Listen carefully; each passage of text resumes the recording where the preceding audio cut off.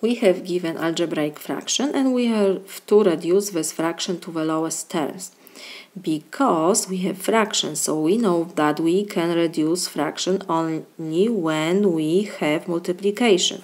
We have addition and subtraction, so we cannot reduce anything now. First we have to change numerator and denominator to multiplication. So this is equal.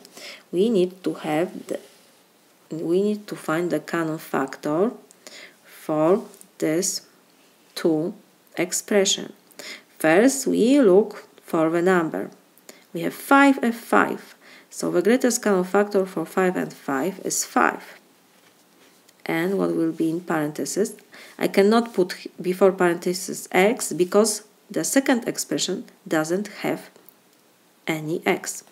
So we have only 5 before parentheses. And what now? 5x divided by 5 is x. And 5 divided by 5 is 1, so we have plus 1. Now, if you do multiplication, you have to get the same what we have at the beginning. 5 times x is 5x, the same. 5 times 1 is 5. So everything is correct. Now we have to factorize the numerator. We have x squared minus 1. This is difference of two perfect squares because we can rewrite x squared minus 1 to second power is still the same. 1 to second power is 1. So now you see that we have here difference of two perfect squares. So let me remind you formula when you have a squared minus b squared. This is equal a plus b times a minus b.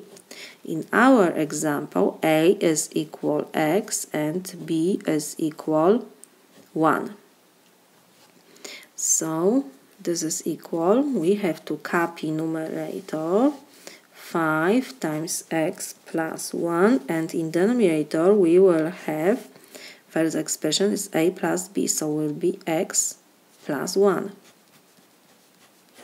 And the second we have the same variable and the sign is different, so it will be x minus 1. So this is equal. Now when we have multiplication we can reduce.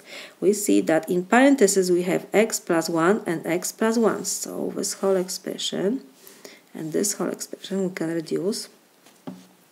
So now we have 5 times 1 is 5 because we have multiplication between these two expressions, and in the numerator we have 1 times x minus 1. 1 times x minus 1 is still x minus 1, so we will copy numerator and in the numerator we have x minus 1. This is my solution.